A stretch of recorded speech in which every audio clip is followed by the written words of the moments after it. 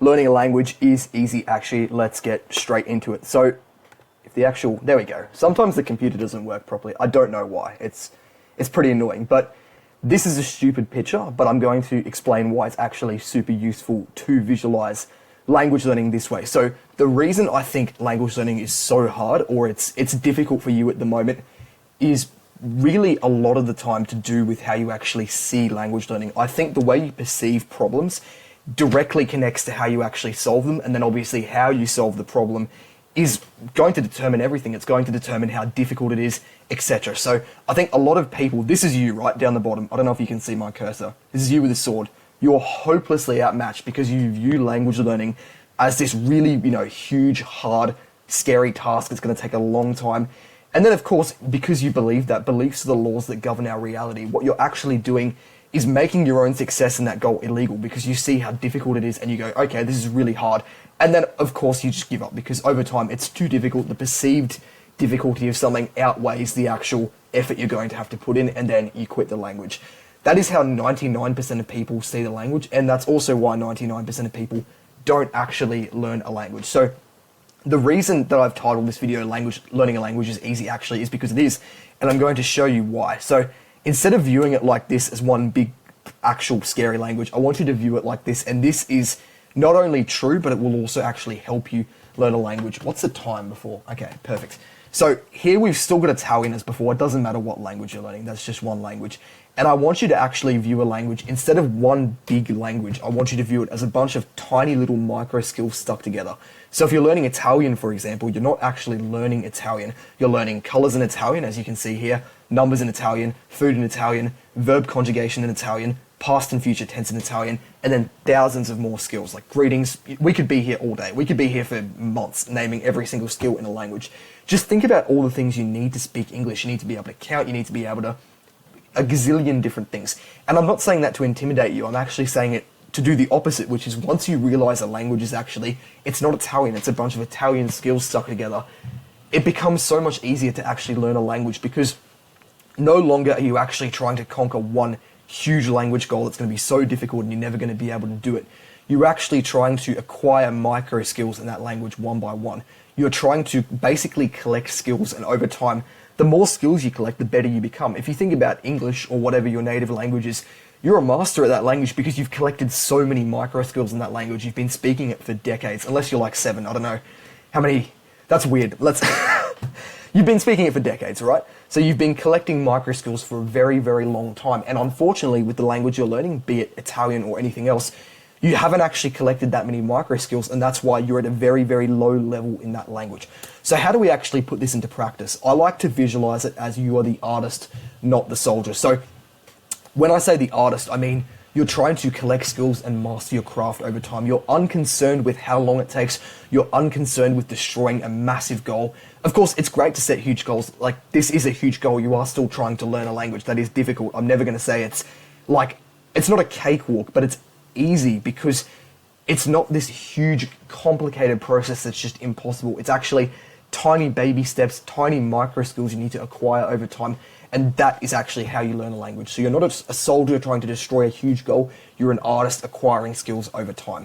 And everybody gets this wrong. Everybody, even me sometimes, sees language learning as just this huge thing. Like, I've had times when I've just been learning Russian and it's like, Jesus freaking, how do I actually do this? This is so difficult. This makes zero sense. And that's true. It doesn't make any sense, but that's because I haven't acquired enough micro skills in the area of Russian that I'm learning. So just focus on getting 1% better every day. Weekly targets, I found, do I have another slide after this? I do. Weekly targets I found are really good. So saying, instead of having like, oh, I'm going to do language learning this week, what does that even mean? You don't even know. Set a goal for the week. So for example, it could be learning food words. That could be your weekly goal. So every day you're going to do some flashcards learning about food. You'll watch a vlog about someone cooking, etc. Just setting little goals like that every single week. I call them weekly targets, are great for making progress. And then also trying to learn X words a week. So even if you can learn 10 words a week, if you think about it, that's 520 words a year.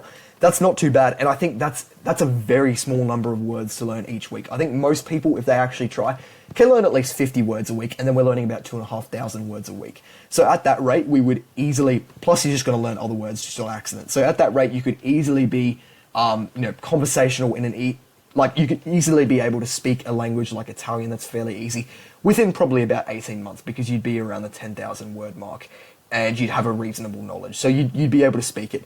And yeah, also I think routines are good as well. I'll probably talk about that on the next slide. So how to actually learn new skills in the language. If we're actually trying to become better at the language and acquire micro skills, I want you first of all to actually find a teacher. And hold on, a lot of people get, they're like, I don't want to spend money. I'm not talking about paying a teacher. I'm talking about finding a teacher for free on YouTube. I think a lot of people, they mess around on Duolingo or they try and do it the old-fashioned way with textbooks and they get absolutely nowhere. The number one thing I want you to do right now, if you haven't done it already, is go onto YouTube, type in the language you're learning and just find a teacher. If you need a bit of help with that, comment down below and I'll give you a hand. Obviously, I can't link like 500 different language teachers in the description. That would take all day. But if you need a hand, comment and I'll give you one. So yeah, literally finding a teacher. Like for Italian, I used a bunch of different ones, but I think Lucrezia was the best one. Some of you probably know who she is. I've actually recommended you her. But yeah, finding a teacher that's a native speaker and that can actually help you with the language you're learning, that just makes videos. Obviously, they have no idea who you are, but they have playlists on various topics. They do vlogs, they do speaking exercises, they do tests. Literally, finding a teacher is so useful because you can literally type in anything you want to learn or anything you're having difficulty with and get an actual person explaining it to you rather than learning from a textbook. I don't know why I did this, that's typing on a phone. But yeah, the other thing I'd recommend is flashcards, and specifically digital flashcards. I'm not even going to go too much into it, just digital flashcards are better. I'll link StudyStack in the description, I'd highly recommend that.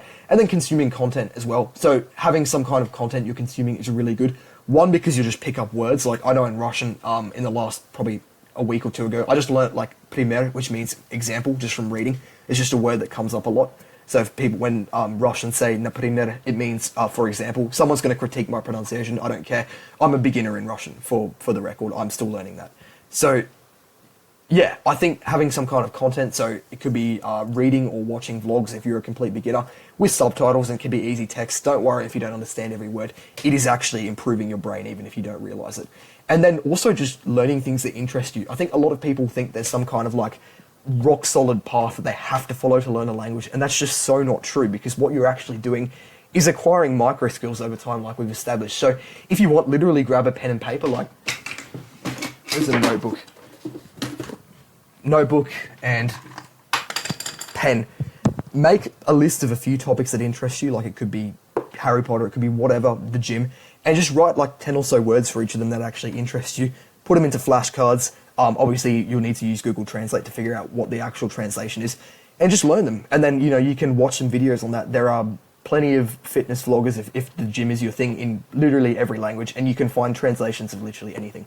So just do that, learn things that actually interest you, and that will get you so much better. If you want to read something about something that interests you after you've learned some words, go on a freaking Wikipedia. You're not going to understand it probably because it's too hard, but I was learning about words of the government because that interests me, and I literally just read the Russian government Wikipedia page, bit interesting, but yeah, I could understand words in it just from literally learning 10 words. I could be like, okay, yep, that means politician, that means president, boom, I can literally understand stuff. Like, it's so refreshing to see that. But yeah, have a notebook as well. I have many notebooks. I have tons in the cupboard, which I'm not going to show you, but yeah, that's literally all there is to it. Learn micro skills over time, acquire them, become better at the language, and don't be so stressed about everything. Don't do that. That's bad. But yeah, I believe if my actual keyboard works, that is the end of the video. But yeah, have a good one, guys, and I hope you learned something. Comment down below if you need a hand, and check out my links in the description for some more stuff. Thank you.